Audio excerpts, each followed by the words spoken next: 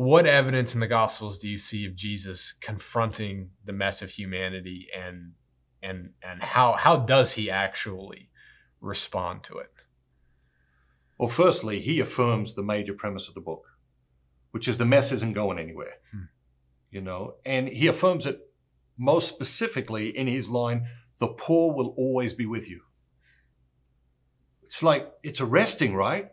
It's like, no, hold on, that can't be true. We must be able to do something about that. And of course, what does he mean? We don't actually know.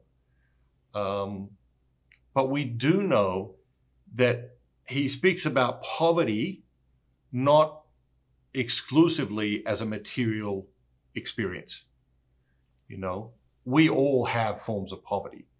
You go to the wealthiest neighborhoods on the planet, and these people have deep levels of poverty in some aspect of their life.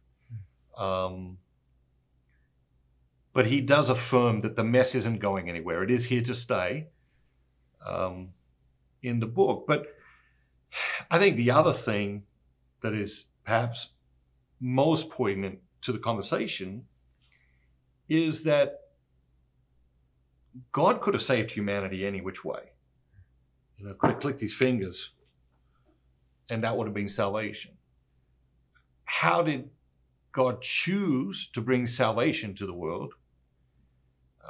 He chose to come as a child, helpless, and to place himself right in the middle of our mess. I think very often when someone else has created a mess, which we tend to do, we do create messes for ourselves. Sometimes messes just happen. Natural disasters, those sorts of things. Messes just happen. And they can bring devastating heartache and sadness and suffering to our lives. But we do create some of the messes in our lives. And I think sometimes as human beings, when we encounter someone who's made a mess of their life, I think we do have a tendency sometimes to say, all right, well, that's your mess. You made it, you clean it up. And that is not the mind of God. God places himself, the Christmas moment is God placing himself in the middle of our mess. Doesn't try to avoid it, doesn't come in such form that he could be closed off from certain aspects of the mess. Place himself right in the middle of our mess. And I think that's beautiful when you really stop and think about your own mess, to understand that God wants to place himself right in the middle of your mess. To understand that God wants to place himself right in the middle of your mess. Okay? He's not waiting for you on the other side of your mess saying, when you've taken care of that mess, let's resume our relationship. And I think that is incredibly hopeful. I heard God laugh. One of my favorite lines in the book is, you can't live without hope that things will change for the better. And what happens when we get in the mess is we lose hope. Not that things will change for the better, but even that things can change for the better. And that becomes a devastating downward spiral, I think. For sure. I think, and you correct me if I'm wrong, I think my working assumption is that many people are actually afraid to bring their mess to God.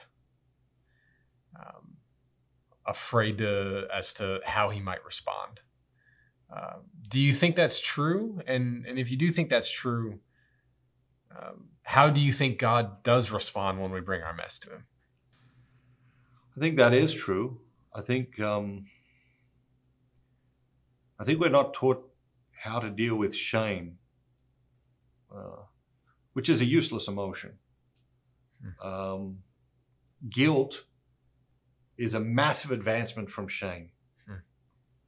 Of course, guilt requires taking personal responsibility for your part of whatever happened, not for everything that happened, but for your part of whatever happened. But once you're in guilt, we can do something about that. Shame really turns in on itself. So I think our shame stops us from bringing the mess to God. Okay, but that's like having a unique disease, like an incredibly rare disease.